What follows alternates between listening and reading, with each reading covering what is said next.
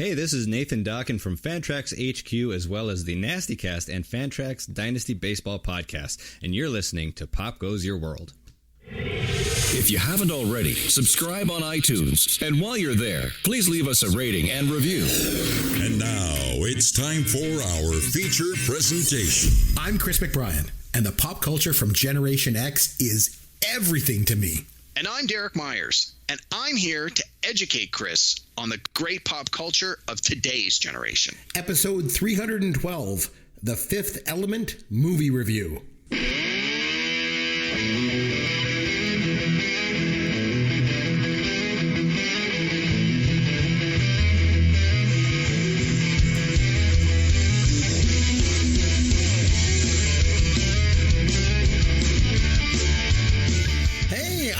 Chris McBrien, and that is Derek Myers, and this is Pop Goes Your World, the pop culture podcast for the generations. It was time for Derek to pick a movie for us to review, and he decided to go with Luc Besson's The Fifth Element from 1997, and we're going to do a deep dive on the movie. We're going to take a look at the box office and the cast and behind the scenes and all that stuff. But first, what pop culture have you been able to take in since we last spoke, Derek? Hey, Chris. Hi. I had a chance to watch a few things. Okay. Regrettably, no documentary this week. Oh, we don't get to play the I got song. a few things for you. Okay. No.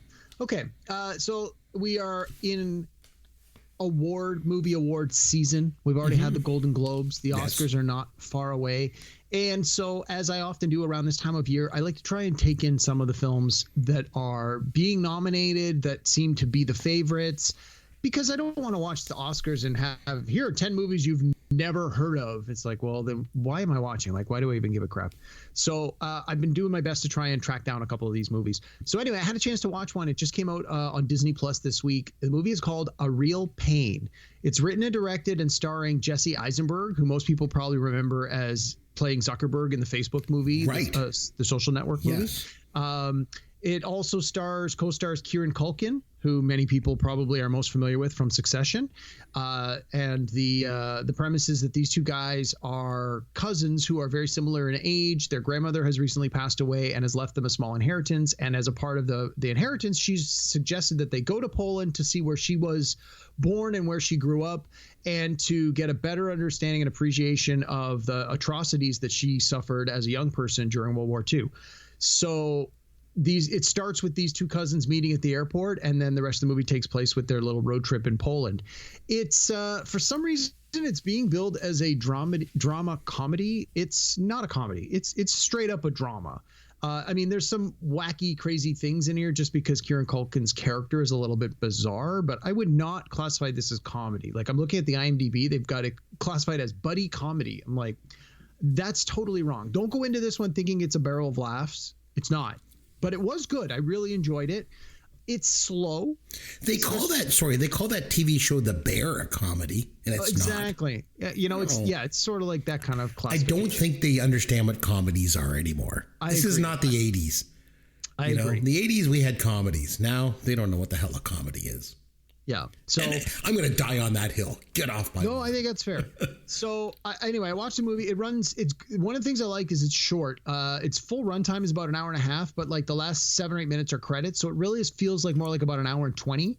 Like I said, it's a little slow in parts, and the last 20 minutes are pretty heavy subject matter. So you're kind of glad that it only runs about an hour and 20, but I'm happy I watched it. Especially considering that Kieran Culkin is the heavy favorite to win the Oscar for supporting actor for this. He's already won a ton of awards. Like I said, I enjoyed it. It's definitely not going to be for everybody, and I think a lot of people will find it just a little too slow.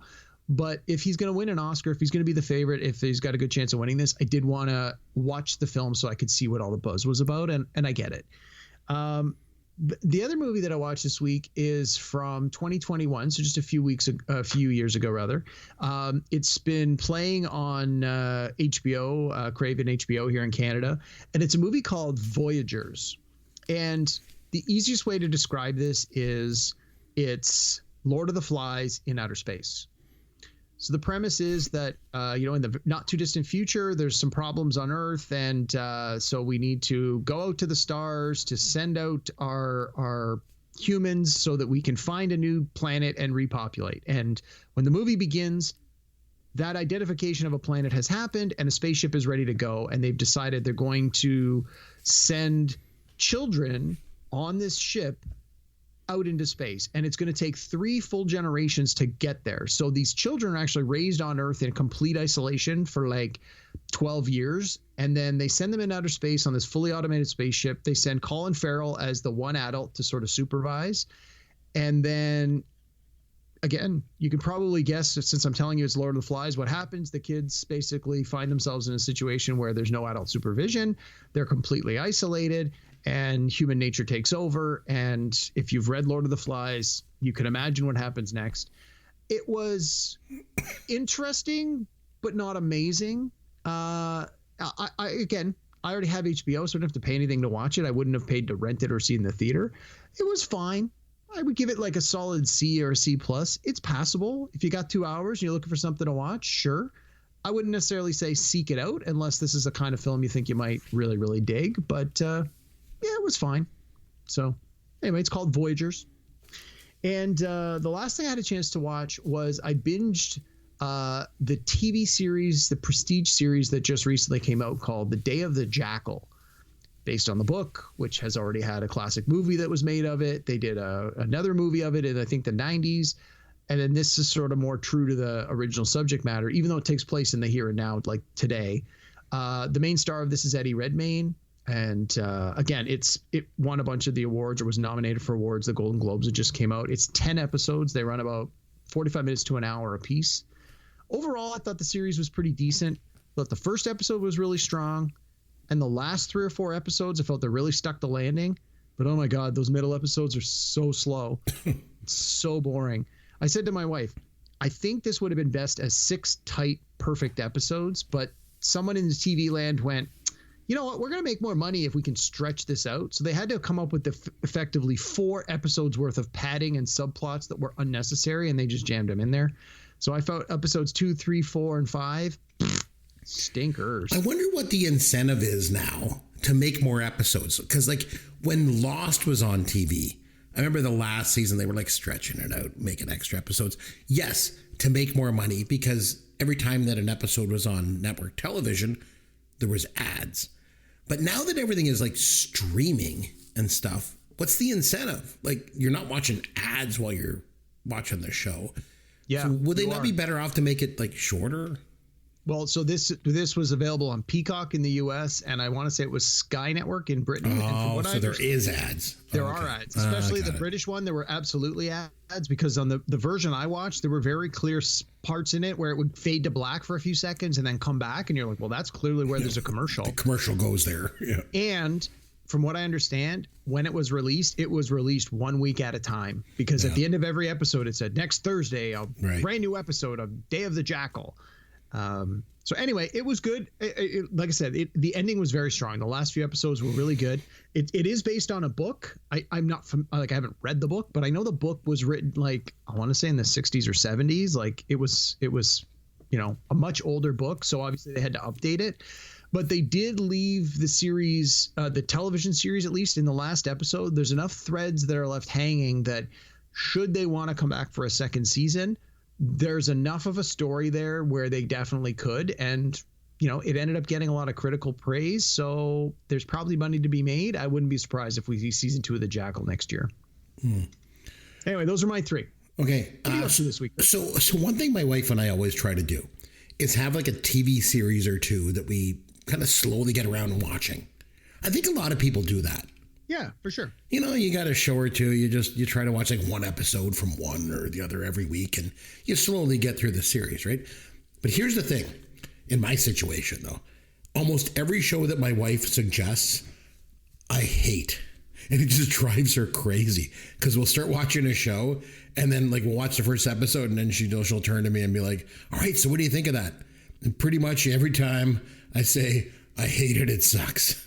And then she gets all mad. Because usually she likes it. And then she's like, oh, I want to keep watching this. So she's going to try and watch these shows on her own time, when I'm busy or whatever. And this happens all the time at my house. So I think she's starting to get really mad at me about this. So I put together a list of shows that we've started watching, in the last little while that I didn't like. and that she's now had to go over and watch on her own, or maybe just even give up. Bad Sisters. Nobody Wants This. There was one called The Girl in the Window Across the Street or something like that. It was like Kristen Bell drinking wine. It was just stupid. We watched a show called Behind Her Eyes. I hated it. It was dumb. I didn't even like Yellowstone, and she got mad at me for that. We tried watching Defending Jordan, some new show that someone at work told her to watch, and I didn't like it. No Good Deed with Lisa Kudrow, and I didn't like it. 9 Perfect Strangers. I didn't like that one either. And then Lady in the Lake was on Apple Plus, and I didn't like that one either. So anyway, just the other day, we started a new one. It's got Kaylee Cuoco in it, from The Big Bang Theory. Yep. It's called The Flight Attendant. Oh, I loved it. Oh my God, I hated it. Oh my God, she's totally miscast in it. It's just weird, and I hate it. I feel like I'm like those guys from In Living Color. What were they called? Like Men on Film? Yeah. Like, hated it. Like, that's me every single time I watch anything that my wife, you like that one? Yeah, Flight Attendant had 2 seasons. Season 1 was really good. Season 2 not quite as good, but I felt that they found an interesting way to bring the characters back in a way that was entertaining. No, I really liked it. Yeah. Well, good for you, but I hated it. But one thing that I do like is this. Here's your dad joke of the week. Derek, you and I are Canadians, so I feel like I can make these kind of jokes around. What do you call a smart person in the United States? A tourist. I figured that's where that was going. Yeah. I don't want to alienate the entire United States audience from this show, so I'm going to change it. A guy asks a person in the United States what his family name is, and he says, the Aristocrats. Remember that movie? Is that a pledge pin on your uniform? Doctor. Doctor. Detroit. Oh, yes, the Haile Selassie Pavilion. Oh, yes. Yeah, I've seen that. Whiskey. Fun prophylactic. Soiled. Bring him home. You're my friend. I'm going to try and help you. Randy Jackson from the Jackson 5. Really? In Philadelphia, it's worth $50. Stop. Look at that escargot. Have you ever seen that documentary, The Aristocrats, Derek? Yeah. Oh, yeah. It's fantastic. It's quite strong. It's so good. Okay, but anyway, this week we're looking at The Fifth Element. So it was over to you to pick a movie for us to watch. That's the movie you wanted us to watch. So maybe you can get things rolling by talking a little bit about why you wanted to review this movie. Sure. Well, first of all, one of the reasons I wanted to do this was I love this movie. I think it's great. It came out while I was at university. I remember there was a lot of hype leading up to it. One of the things that always fascinated me about this movie, and I was just reminded again this week when I watched it, is the style. The fact that it is a futuristic science fiction movie, but everything is in bright color and well lit, which is not typical for sci-fi movies. It's usually it's all dark in space, and you're in these dark spaceships with dark corridors, and many like movies like Alien and stuff. It's like, oh, it's all spooky, and the aliens are out to get you. And it's like, while this one is still a sci-fi action movie, it doesn't look like any sci-fi movie I'd ever seen before, or really, I don't think I've ever seen anything since. It had a style all its own. I mean, it's not winning any Oscars for performances, but you don't go into a movie like this expecting that. I want to see action adventure. I want to see neat set pieces. I want to see people doing crazy things. I want to see them taking advantage of the fact that it's in the future and technology has advanced. In this case, you get spaceships and aliens and things of that nature. And that's everything I signed up for. I'm like, yep, I paid my money the first day when it came out. I went and saw it, and I'm like, this movie's great. I can't wait to get it on home video, which I did. I've probably seen it more than a dozen times. I find that this is sort of one of those favorites that when it's on, I always watch bits and pieces of it, no matter what part of the movie it's in. Both my wife and I really enjoy it. We quote it a lot to each other. There's a lot of parts in here and phrases and catchphrases and things that we find have entered our vocabulary. And I just think it's a fun action sci-fi movie that's quite different from a lot of other standard, typical, formulaic action sci-fi movies. And so I wanted you to watch it. I know sci-fi is not really your jam. I know that movies after 1989 are not really your jam, but let's see. This falls into both those categories. Yeah, I was gonna say it had some strikes. It had a little bit of an uphill battle to get you to enjoy it, but let's see. What did you think? Well, I'm glad that you mentioned the word style, and you mentioned it a couple times, because I really did feel that the movie was stylistic, but I also felt that it was a bit more style over substance. And you kind of tapped into that too a little bit there. Mm-hmm. So that's what I thought. That was my initial impression of it. And I mentioned before about how much I hate my wife's choices in TV shows. I got to say, she feels the same way about your movie choices, Derek. We made it about 5 minutes into this movie, and she just gives me this very disapproving look.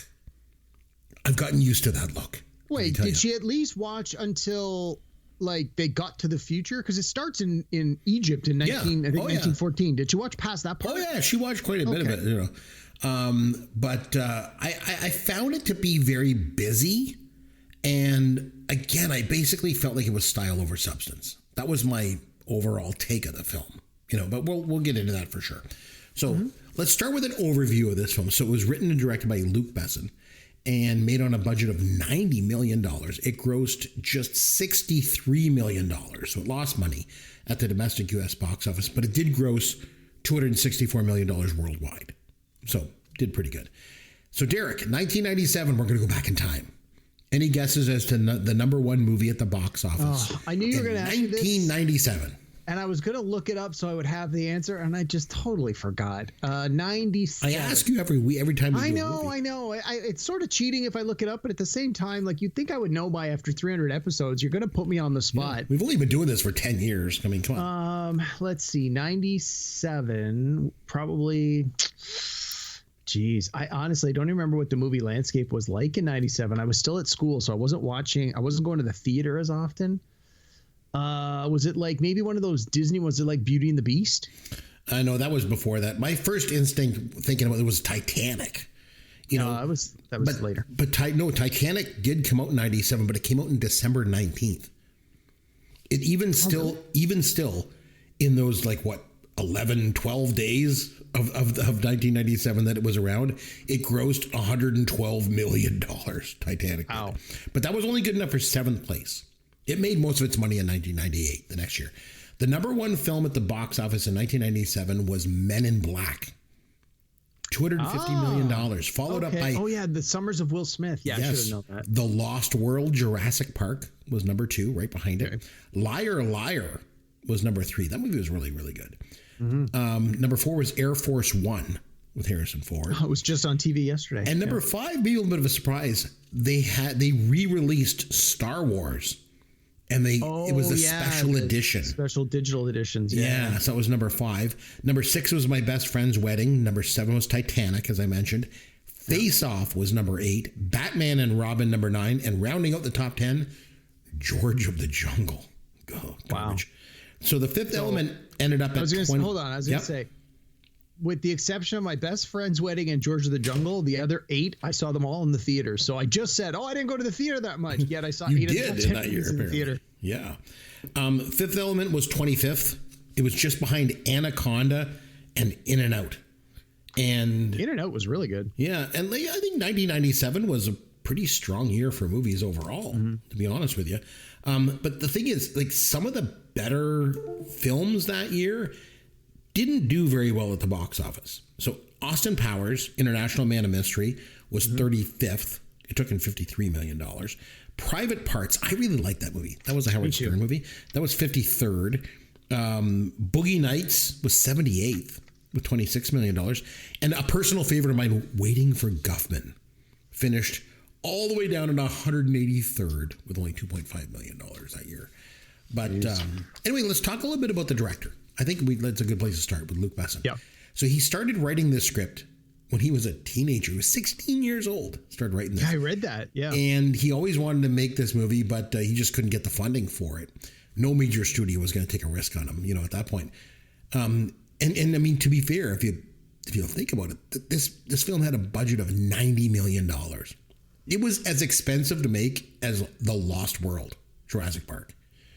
And The Fifth Element was the most expensive foreign film ever made at the time. So coming into this film, he was trying to get it made, and he released Leon the Professional, which you had me watch for the podcast. We watched on this podcast, yeah. Yeah, and then after that movie came out, he got some clout, right? And so he was able to get funding for this film. Another thing about him, which I thought was interesting, so he was married to the actress that played the woman in Blue. You know, in the movie with all that sticking out of her head, the one that sang the opera song. Yep. So I should say he was married to her, right up until he got his eyes on Mia Jovovich, who he then married in 1997, and then divorced 2 years later. So he also directed La Femme Nikita in 1990. Mm-hmm. And then he did Leon the Professional, like I mentioned, and this movie, and that's about it. Otherwise, like a bunch of stuff you pretty much never heard. At least I don't think I ever heard of. I was going to say, you may not have heard of it, but he's if I remember correctly, he's a French director. Right. He's got a lot of writing and producing credits as well. So he's bigger. I think he's bigger in Europe than you would expect him to be here in North America. But when I looked up his credits, I couldn't believe it. I think it said it had something like 100 credits. Wow. Quite a bit. I'm going to talk a little bit about the cast. Okay? We got to start, obviously, with Bruce Willis. My kids were watching this kind of on and off. And they were like, hey, it's the guy from Die Hard. Because I got them to watch it this year. There you go. And, I was thinking, I got to hand it to Bruce Willis. Like, he has had one hell of an up and down career in Hollywood. Like, he consistently, throughout his career, he made interesting choices, I would say, with the roles that he took. Because after Die Hard came out, it looked like he was going to be this, like, huge movie star. And then he did Look Who's Talking in the sequel. He did Bonfire of the Vanities and Hudson Hawk and Billy Bathgate, all dumb movies, right? Most of which bombed. And so his sort of attempt at like big hit movies, it just wasn't working. So he decided to take on all these like smaller independent film roles. And it paid off because he did Pulp Fiction, where he wasn't the lead. He was like an ensemble cast, right? He did 12 Monkeys. And then he did this movie. And then in 1998, like everything changed because he did Armageddon. Yeah. And that was like, he was back on top, But so what did he do after Armageddon came out? He went back to independent films because he did like The Sixth Sense and The Whole Nine Yards and Unbreakable. And it paid off for him. The Sixth Sense obviously became one of the highest grossing films ever at the time. And then I was looking at his IMDb. He appeared in 11 films that were released in 2022. Now, I would imagine most of those films were held up in production because of the pandemic. Yeah, and they got released, But the guy continued to work right up until his health condition stopped him, But almost all of his projects over the last 10 years, if you go back, even the last 15 years, have been low-budget films, and a lot of them just science fiction movies. So he's had such an interesting career. Are you a fan of Bruce Willis? Yeah, I mean, especially the stuff he did in the 80s and the 90s. I like that, we've talked about it before. Even like, I'm pretty sure we reviewed Die Hard on this podcast a couple of years ago. And the idea that he sort of broke the action movie genre by being like, hey, this is sort of the everyman. He's not a big pumped up Arnold Schwarzenegger, Sylvester Stallone type of guy. He's just like a regular guy. Now, obviously, as he started to do more of those kinds of movies, he would work out more and get a little bigger. But a lot of these movies, he would, especially as he got a little older, he would show up as like a general or an army guy who was like, someone in command. And you're like, and you'd buy it. You're like, yeah, I can believe that guy was that thing. And but then you have him in things like Pulp Fiction, where it's like, okay, he's going to play a boxer. It's like, really? That guy's a boxer? But you believe it? Sure, why not? No, he's likable. He's always seems very charismatic on screen. So no, I'm a fan of like his more well-known things. One thing I noticed about him, this is like just an aside, I remember noticing it in Die Hard, and I noticed it again here, is he has a scar on his right shoulder. Yeah, I noticed that too when I was watching this. I didn't know if that was real. It is. So he had actually had surgery on his shoulder when he broke his arm when he was 17 years old. And so, anyway, it's a little piece of trivia on him. Do you have a favorite Bruce Willis movie? Geez, I mean, the easy answer is to just say Die Hard or even this one. But I mean, I really like Armageddon, but it's more of like an ensemble. I wouldn't necessarily call that a Bruce Willis movie. I think I'd probably go with this one, Fifth Element. Oh, wow. I would go with Die Hard for sure. But I think The Sixth Sense is a close second for me. Oh yeah, well, You know. yeah, that might be a better pick. All right, I'm gonna stick with this. Recency bias. I Yeah, saw this that movie makes this sense. week. I'm going with this one. That makes sense. Okay, let's talk about Mia Jovovich. She's such an incredibly interesting looking woman. Like she's got God, these yes. bluish green eyes and this Ukrainian heritage. She's just so beautiful. Probably best known for Resident Evil, for those movies. I have never seen any of those. Have you? I watched a couple of them. I think most of them were shot in Canada. There's one actually. So I think they've done 4 or 5 of those movies, and I want to Yeah, say it was there's like been a part bunch of 3, sequels, part yeah. 3 or part 4. They go to Las Vegas, and it's like again post-apocalyptic. So I'm like, they're going to Vegas. That's the first one I watched. And my wife loves this series, the Resident Evil series. So I watched it with her, and she's sort of filling in the gaps for me about like who are these characters and what are they doing, and And then I was just finally like, you know what, maybe I should just go back and watch them all. So I eventually did. I liked them. One of the guys from Game of Thrones, the guy who was I can't think of his character's name. He was the swordsman with Daenerys, who was like basically in love with her, and he gets the grayscale later in the thing. Oh, yeah. The older guy. He is in the Resident Evil series. He's like one of the guys that's in it. So when I went back to rewatch, I'm like, hey, I recognize that guy. So And she was in Dazed and Confused. And another movie that I never saw was Return to the Blue Lagoon. I remember her from that movie poster. I don't know why. But anyway, in this movie, the scene when she gets regenerated, my youngest son comes into the room. They were kind of walking in and out. And he walks in, and I'm like, so for starters, I just want to preface this. My wife actually originally looked up the rating to this movie, and she's like, okay, it's rated PG-13, so why don't we all watch it? We can watch it as a family, like since Daddy has to do it for the podcast. 2.5 hours. Your kids aren't sitting. So then the scene where she's laying there nude before they put those thermal bandages on her, my wife just turns and looks at me and shoots me this dirtiest look because my son saw that scene. And I'm like, hey, you're the one that said we should watch it together. Don't look at me. Also, another thing I'm going to mention about Mia Jovovich in this movie, I couldn't help but notice once they got those bandages on her, and I know this isn't PC, I guess, but it looked like it's a little cold in the future. Just an observation that I made. Gary Oldman, I want to talk about him as well. My wife, we're watching this, and she's like, where do I know that guy from? And Everywhere. let's be honest, he's done a lot of stuff. But I knew right away. So every night before we go to sleep, my wife puts Friends on TV. Mm-hmm. And she says it helps her fall asleep. So recently, there was an episode where Joey gets a job, and he's playing like a German soldier in some play or something like that. And the other soldier in the play is Gary Oldman, and he spits when he talks, like spits really, really bad. And he gets spit all over Joey's face. And so once I said to my wife, that's the guy from Friends that spits all over Joey. She's like, oh, yes, I recognize him. Yes, I know. That was good. But for me, Gary Oldman in this movie, his character is sort of a microcosm for this whole film. Like he's got that plastic thing on his head and the weird haircut and the weird costume. It's, again, the epitome of style over substance. Oh, yeah. That's what I think. So Yeah.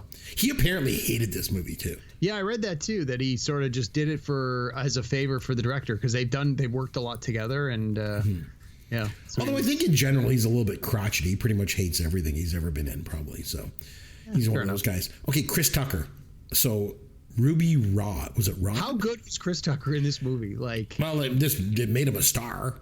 yeah. You know, it was his breakout role. But the thing was, it almost didn't go to him. The director wanted Prince to play Well, the part. Prince wasn't gonna do a movie like this. Prince was actually on board until he saw some of the costumes. I read that Prince felt that the costumes were too feminine. Prince said this. Wow. Mr. Androgynous. Now I find that hard to believe, actually. I heard that they had concerns that whoever got the role was going to be like concerned about the costumes, and so when they had Chris Tucker on, they were like, okay, this is what we want him to wear, but they were like, let's put together some costumes that are over the top, like ridiculously over the top, and show him those first. And then when he balks at those, we'll show him the ones we really want him to wear, and hopefully he'll be okay with it. That's okay. And apparently, again, I don't know if it's true. I read it on the internet. That's what happened. They showed him these designs. He's like, I'm not wearing that stuff. And they're like, okay, we'll tone it down a bit. And then they came back the next day and they showed him the stuff they really want to wear. And he goes, yeah, okay, I can be a player. I'll compromise. I'll go with this ones. And they're like, okay, I think we can make that work. And secretly they're like, yes, we gotta. So, it's they also considered Lenny Kravitz for the role. Oh, I could have seen him in that. But then they decided to go with someone who can actually act. So Chris Tucker got the part. But before this, he was in House Party 3 and Friday. Friday was so good. Yeah, but like I said, this was his breakout role. Yeah, well, I mean, Friday was more of like a independent movie. It didn't have wide distribution. It got more famous on home video and word of mouth. True. And then after he did this, he was in Rush Hour, and that made him like a huge worldwide star. Then he was really big, yeah. But then he didn't really do much else. And I know it's not like some actors when you say they didn't do anything else when they actually acted in a boatload of stuff, just mediocre stuff that nobody ever saw. Chris Tucker literally didn't do anything else. Like, he didn't act at all between 2007 and 2012. He did an independent film in 2016 and then another small film in 2023, and that's it. Like, I was gonna say, I'm looking at his IMDb. Yeah, like he was in Silver Linings Playbook, which was a big movie, but he had a very small part. And then the movie about the Nike that came out last year called Air, which again, huge ensemble. He had a relatively small part in that. I mean, I saw that one. He was good in it, but I wouldn't say like, hey, let's go see Air, that new Chris Tucker movie. So you, as you mentioned, like his role here is really over the top. Did you like him in this movie? I have some mixed feelings on his role. Yeah, I mean, the first time I saw it, I was sort of going, what is with this character? But I've seen the movie over and over again, and it's like you need him to be that out there, that flamboyant, that over the top, to sort of make some of the other things a little more believable, like to put them into perspective. You're like, well, if this guy is that far over the top, then I buy Bruce Willis doing all this other stuff. And I believe that the Supreme Being can do all these other things. No, I thought it was great. I thought the energy was exactly what this movie needed. It adds humor and it adds just this, again, yet another bizarre, stylish character that you're watching on screen and going like, what am I supposed to think about this? It just sort of makes you question what you're watching. But no, I love that. That was great. That was my take too. So that's a good point. Ian Holm, probably best known as Ash from the original Alien film from 79. Yep. I will always remember him as Napoleon in Time Bandits. Oh, yeah. They get him drunk and they rob him blind. It was so good. Yeah. He also played old Bilbo in Lord of the Rings, The Fellowship of the Ring. Oh, that's true. Yes. Forgot about that. I don't know if you noticed, but in the early scenes of this movie, his left eye has a broken blood vessel in it. I did notice that this time through. I never noticed it before. Yeah, it was interesting. Okay, I also want to mention Brian James. He's a character actor. Yep. For years in Hollywood. I remember him from 48 Hours. 48 Hours? Yeah, and he was also in Blade Runner. Yeah, that's where I always remember from, Blade Runner. And then I got to mention Luke Perry. Got to give him a shout out because when my wife saw Luke Perry at the beginning of the movie, she starts like swooning over him. She's like, oh my God, I forgot how hot he was. And the thing is, like, if I was to say, oh my God, Mia Jovovich is so hot, I'd be sleeping on the couch. You perv. Yeah, it's funny how that works, isn't it? So, unlike Chris Tucker, I feel Luke Perry is interesting because he's one of those actors that worked consistently over the years, but just in stuff that nobody ever saw. I think most people just sort of assumed he was a TV actor. He was, like back in the 80s, you were either a TV actor or a movie actor. It was rare for you to sort of cross over back and forth. I think he was still part of that generation where it was like, this person is a TV star, and then we're not going to see them in movies. Occasionally they might pop in, like in this one, he's going to be in, 5 minutes in the opening sequence, and then that's it. Yeah, it was. Yeah, he was in Once Upon a Time in Hollywood right before he died. Yeah, I think that was his last role. Again, he had a small role. He was good. Yeah, I never saw it, so I don't know. But you're right. He never parlayed his success from 90210 into a movie career. Although I guess to be fair, none of them did, unless you count Ian Ziering in Sharknado. Yeah, which I don't think you would. You kind of hope that they made some reasonable money, but again, it was the 90s. The producers probably took advantage of these younger performers and painted them into a corner to sign bad deals, but who knows? You know who else I want to mention is Tom Lister Jr. He was the president. Mm-hmm. So when he was born with a detached and deformed retina. And he was blind in his right eye, which gave him that unique look and made him look kind of scary. So he took advantage of that and his physical size, and he became a wrestler. Yeah, someone had told me that. I remember that. He was like a bad guy going up against Hulk Hogan. I remember when he was wrestling. It's funny now after all these years, like now Hulk Hogan's the bad guy, you know. But Tommy Lister Jr., man, he was a scary guy in the ring. He did a lot of TV when he got started. He was in Webster and Perfect Strangers and Fresh Prince of Bel-Air. And he did a few movies. He was in Goldmember. He was one of the prisoners when Dr. Evil does the rap. I remember the scene where the rap is, but I couldn't tell you who else was there. Yeah, he was one of the prisoners. I really liked that part of the movie. That was good. He had some legal issues. He almost went to jail for fraud.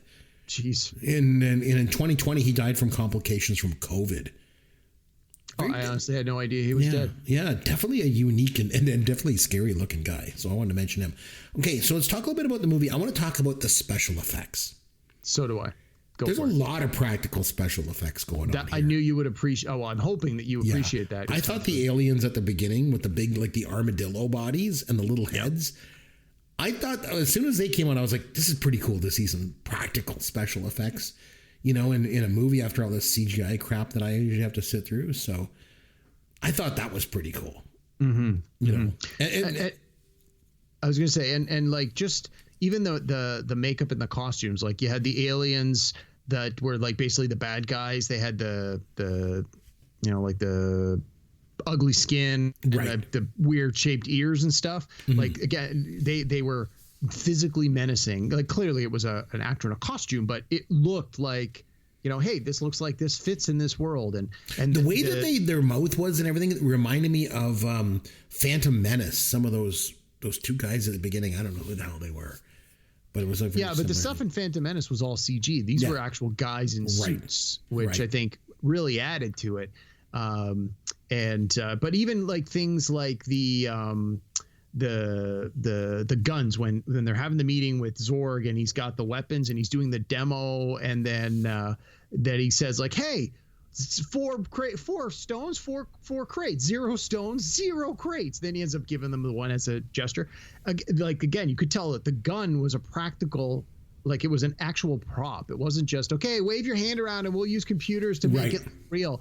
And like when he's doing the fire and when he's doing the ice and stuff, again, not that it's probably coming out of that prop, but they did it in a way that it was clearly a practical effect. And they like fire the net guns out. All of that would be done with a computer today, and it would potentially either look phony baloney, or you would watch it as an audience and go, well, I can totally tell that's computer generated. Whereas with a movie like this, you really are reminded that sometimes the practical effects go a long way. Like even the flying cars, obviously there's a certain amount of computer generated stuff, but in the scenes where the characters have to interact with them, like they're real props. Yes. They're real set pieces, and you can really appreciate that. They're not just, okay, everyone act in front of the green screen and pretend stuff is going on. Like I'm sure there was some of that in there for like the background scenes and that, but yeah, for the overwhelming majority of this, practical effects, real sets, real props, real makeup, real costumes, and oh my God, the costumes. I mean, we segue onto that here. Absolutely, the costumes are great. Before we get to that though, like I mentioned before, Luc Besson started writing this when he was like a teenager. It almost feels like if he could have just waited a little bit longer, you know, he could have done the whole movie with CGI, you know. But, yeah, you know, I like you. I'm glad that he used the practical special effects in it. Some of the flying cars in City looked like kind of crappy with the way that they did it, but some of it was pretty cool. They did use some CGI in the film. Of course. When she's regenerated, that was all CGI, obviously. Yeah. And that whole ball of fire, the thing that was supposed to be evil, that was like all CGI. But they used a lot of miniatures, which was really cool. Like even New York, all the buildings and stuff was pretty cool. The cruise ship was all CGI. And again, the flying cars were kind of a mixture of CGI and miniatures, which I thought were pretty cool. Any scenes in the film that stand out to you? Oh my God, so many. I'll get the ball rolling if you want. Yeah, okay. Why don't you jump in and I'll fill in the blanks. I like when he first goes to meet the priest, Ian Holm, and he's carrying Mia Jovovich and she's unconscious. And he's a priest and he opens the door and he takes one look at him. He's like carrying a passed out girl and he's like, weddings are downstairs. Congratulations. I thought, oh my God, what is this, like an 80s thing? I think the best scene in the film to me, I guess it was maybe the best shot, when she jumps off the ledge. Oh yeah, that's the oh iconic my God, shot. that was in all the cool. trailers, Yeah. on the poster. Yeah, That was pretty cool. Yeah, no, it's very cool. One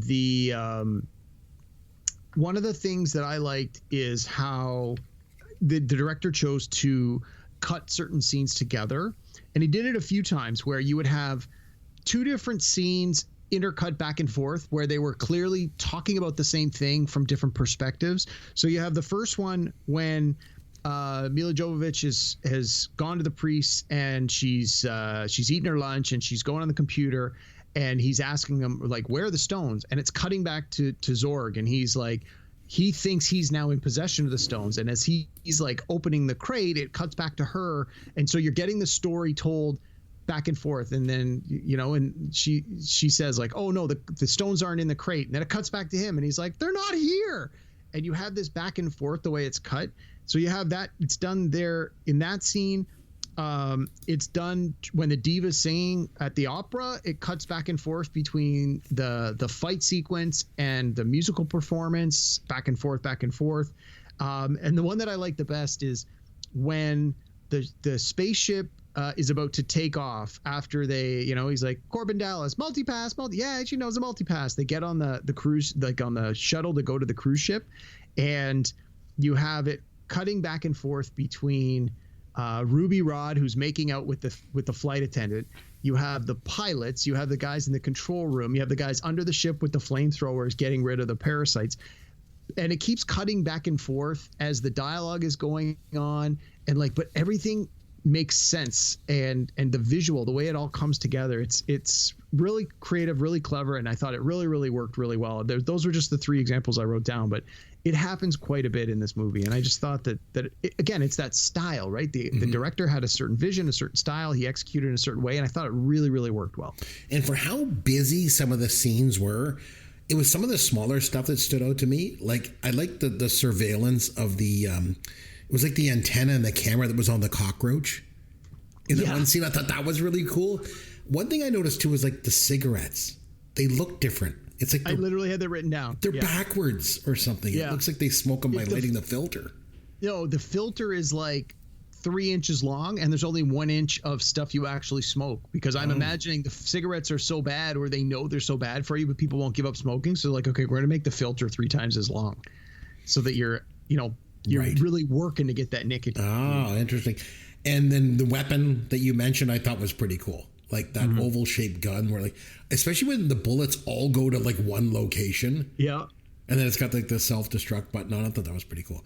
But yeah, really the movie is very just stylish. The costumes, the Art Deco future, the ball of fire barreling toward it. Bruce Willis saves the Earth from a meteorite. He does that more than once. He did that again in Armageddon, right? It's like his thing. It's like his signature. Yeah. But the other thing, some of the other things I noticed this time through was, again, speaking of style still, the specific use of shapes. Like you have a lot of times, especially with Zorg, this circle seems to be associated with him. In almost every scene he's in, he's standing in front of a circle. Even his name Zorg, the logo on his building, the O is bigger than all the other letters.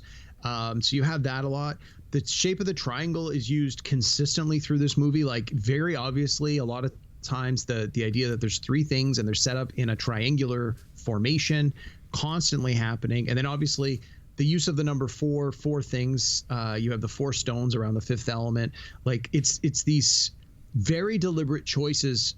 In this case, he's the writer, he's the director, he's the producer. Like he has complete control over how this movie comes together. And it's clear that these are deliberate choices made, again, to sell the style of what he's trying to do. And it was really interesting.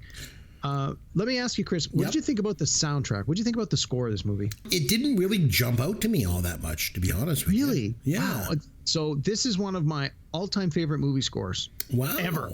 Wow. I couldn't wait to buy the CD when it came out. I saw the movie. I loved the movie. I thought the music was great. I went out and I bought the score, and I listened to it. I used to listen to it all the time. There's a couple of select tracks that I really, really like that I would like throw onto my iPod or on my phone or whatever. Now, even back when I was still doing cassette tapes, I would throw like one or two of them onto a mixtape here and there. I just think that the music is, again, it's just all a part of this style that's being created. It's not the typical kind of music you would expect to have in a sci-fi film. And I found that it really worked well with a lot of the action sequences where you have the action happening to the beat of the score, which a lot of movies have, but I think is usually a lot more subtle. Whereas in this one, some of the big set pieces, especially the scene like with the diva where it's cutting back and forth to Mila Jovovich having the fight, like it's the beats of the music are happening to the punches and the kicks. No, I really, really enjoy the score to this film. I think it's fantastic. I really like it. It's probably important to talk, I think, about the way gender is addressed in this film, because I feel like women are either exploited for their sexuality, like Mia Jovovich is, and I don't know if they were the McDonald's girls, or I didn't really catch it, with all the big cleavage and all that, or else women are desexualized. And they like take away all their feminine qualities. Like, for example, that Major Iceberg, she's made out to be like butch and like unattractive to Bruce Willis. Because at one point they're supposed to go undercover as, that was supposed to be his wife. And then there was that whole scene where like he kisses her without consent and stuff. So I feel like gender is a recurring theme in this film, right? I got to disagree on that one. Okay. I think that, the movie's called The Fifth Element. The Fifth Element's a woman, and she's the supreme being. Like, she's kicking ass. Like, I see this more as like an empowerment film. Like, hey, this is the 90s, and it doesn't always have to be, the guys doing it all. Bruce Willis certainly does his share of the action in this, but I feel that the character of Lilu certainly demonstrates that she's every bit the action-packed action star that, I don't know if I would even say an equal to Bruce Willis. She's just a different kind of character, but definitely kicking ass and taking names. And, but yeah, I will agree, like that some of the costumes, the flight attendants, the waitress at the McDonald's, things like that are certainly sexually suggestive, but I don't necessarily think that that's a bad thing. You could argue the other side of that is like, look at the kind of costumes that Chris Tucker's wearing. Like, I think it's just part of the look and feel that, we're in the future and it could be whatever you want it to be kind of thing. Yeah, I'm glad you mentioned him because his sexuality is a bit vague. I literally have written down here, pansexual ? He's clearly into women. In one scene, he's performing a sex act on a woman. But the way he dresses and his hair and the way he acts and talks, and it makes you almost think like his character is like rooted in like gay stereotypes, or even like a queer character who doesn't really adhere to any like gender norms or anything. Like, he's always talking in a high register. Like, it's a bizarre character. But I don't think it's supposed to be a character that you're laughing at for those reasons. No, absolutely. Again, I got it as a character who's just, I am what I am, and I'm proud of it. Yeah. Like, even at one point when he's making out with the woman, and he says, "I've never felt this way about a human," implying like, "Oh, well, I've done these things with someone who is not a human." Again, it's a movie where we've already established there are legit aliens in this universe, so it doesn't seem to me like he's too discriminating. He's like, "Hey, I want to have a good time. You want to have a good time? I don't care that you're an alien. Let's do it." What do you think is the overall theme or message of this film? Is it good versus evil? Yeah, I think it's. Or is the end of the film when it almost seems to be love is the most important thing? Yeah, I think the idea is that good will triumph over evil as long as there's like hope and love in the world. Like, I think that's ultimately what he's trying to get at. Yeah. Anything else you want to get to before we rate this film? A couple of quotes that are very popular in my house. So again, some more deliberate and in the forefront. Some are just subtle throwaway lines that we've latched onto. So the one where they go to pick up the tickets and she's like, "Lilu Dallas, multipass," and then he's like, "Yeah, she knows the multipass." That's something that if you just went up to a fan of this movie and you were like, "Multipass," they know exactly what you're talking about. Right. My wife actually has a T-shirt with Lilu holding up the multipass. It just says multipass. So that's like a thing from this movie. just a couple of lines, again, throwaway lines. When Lilu's at the beginning, once she's in the priest's area, in the priest's apartment, and she's making her dinner, and she's using that microwave where she sprinkles like the little seeds on a bowl and puts it in the microwave, and it comes out into full dinner, and she goes, chicken, and she just says it in a bizarre way. Ever since then, whenever in my house we're having chicken for dinner, my wife and I sort of do the line, try and do the voice, and we just laugh. We think that's funny. And then one of the scenes, so Bruce Willis is leaving his apartment, and he looks through the peephole, and there's no one in the hallway. And when he opens it up, there's a burglar there with a hat, and he's got a picture of the hallway on the hat, so that when he looked through the peephole, he would see that. He would see and that. Then, yeah.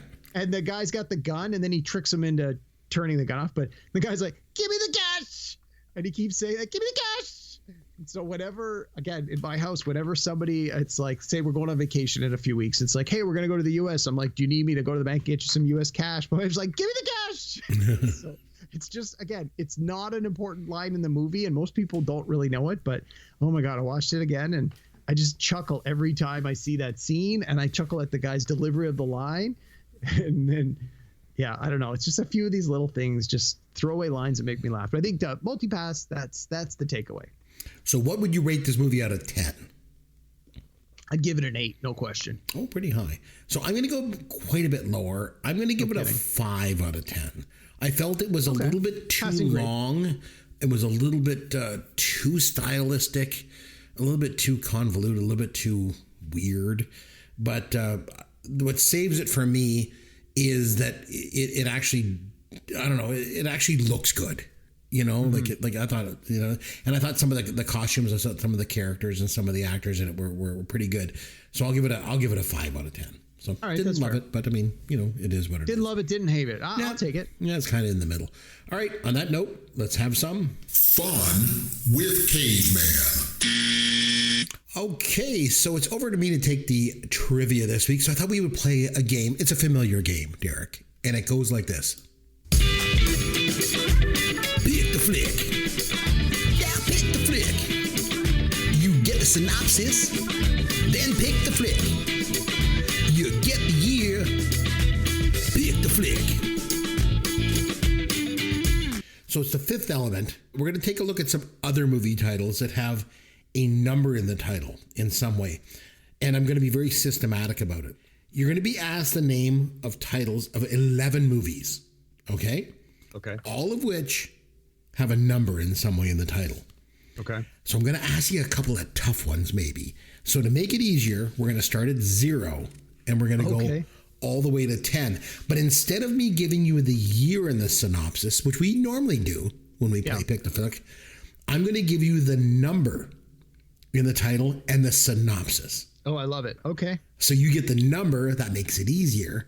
And then to make it a little bit harder, I'm going to give you some tough ones. Maybe. Okay. We'll see. I can already imagine what some of them might be, but it's a lot to choose from. Yeah, we'll go from there. Okay, so we're going to start with 0. Yep. Okay. A chronicle of the decade-long hunt for al-Qaeda leader Osama bin Laden after the September 2011 attacks and his death at the hands of the Navy SEALs Team 6 in May 2011. Yeah, it's a 0 Dark 30. Okay, we move on to 1. In the fall of 1963, a Korean War veteran and criminal pleads insanity and is admitted to a mental institution where he rallies up the scared patients against a tyrannical nurse. Is that One Flew Over the Cuckoo's Nest? Yes, it was. Okay, the number 2. Former cop Brian O'Connor is called upon to bust a dangerous criminal, and he recruits the help of a former childhood friend and street racer who has a chance to redeem himself. Oh my God.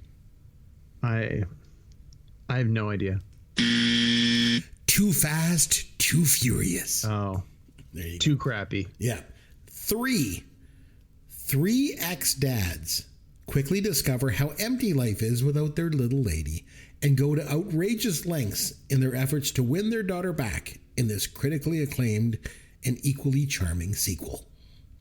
Well, if the first one was 3 Men and a Baby, this one would be 3 Men and a Little Lady. You got it, yes. Did you ever watch the TV show In Living Color? Yes. I used to love that show. So one time they did a spoof of this movie. I don't know if you ever saw it, but instead of 3 men, it was 3 champs and a little lady. Oh, I did see that one. It was yes. Mike Tyson, Sugar Ray Leonard, and Muhammad Ali. And they raise a daughter, and she's a teenager. She's about to go on a date. And Muhammad Ali, I remember he says to her, he may be pretty, he may have zits, but whatever you do, don't let him touch like a bee. And by this point in real life, Muhammad Ali had already started showing signs of Parkinson's. So then he goes, oh, I remember my first date. And they're like, oh, you do, champ? No, I don't. Okay, anyway, that's an aside. I do a lot of these. Okay, number 4, witty character study of 3 couples who vacation together each season.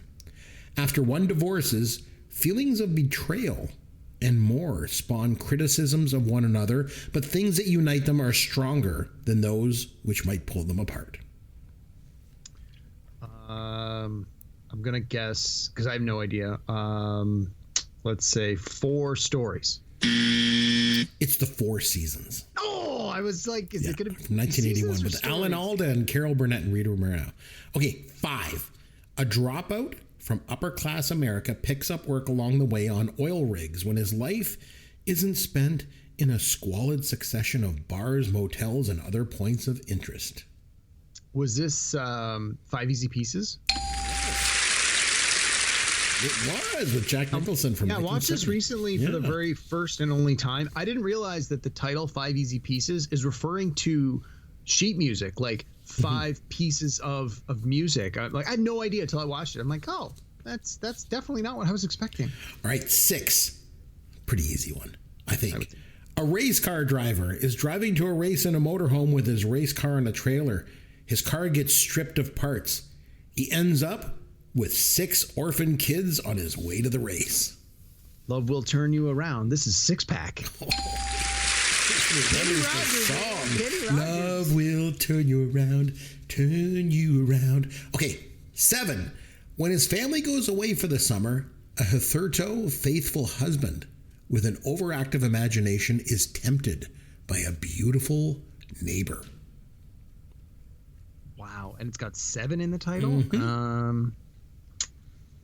7 Sins? 7 Deadly Sins? I don't know. The 7-Year Itch from 1955, Marilyn Monroe. Got it. 8. A dramatization of the Black Sox scandal when the underpaid Chicago White Sox accepted bribes to deliberately lose the 1919 World Series. Yeah, that would be 8 Men Out. 9. A New York art gallery curator starts a torrid love affair with a suave stranger who keeps pushing her boundaries. That does not sound familiar at all. Let's say, no, I have no idea. It's 9.5 Weeks. 1986. Kim Basinger, Mickey Rourke. I mean, I know of it. Mickey Rourke before he got all weird looking, you know. Yeah. All right, 10. A high school boy, Cameron, cannot date Bianca until her antisocial sister, Kat, has a boyfriend. So Cameron pays a mysterious boy, Patrick, to charm Kat. Yeah, that's the one that's based on Taming of the Shrew. It's 10 Things I Hate About You. The title even sounds like it. Taming of the Shrew, 10 Things I Hate About You. All right, so you did pretty good. You got quite a few of them. Not bad. Okay, so next time we come back, we're going to do a topic. You know, we'll do that. And then the week after that, I guess we got some vacation time coming up again. Yeah, I'm gonna be on the road, so we're gonna miss a week, the first week of February, but we'll come back after that. Yeah. And we got a few interesting movie reviews lined up, and we got a couple of guests that have promised they're going to try and pay us a visit. So I think February's got a few good shows. February's got some great shows. I think we're going to do really, really well. There's going to be some really good things coming up. But until then, I'm Chris McBrien. On behalf of myself and our producer Sloth and Derek Myers, I want to say thanks for listening to Pop Goes Your World, the pop culture podcast for the generations.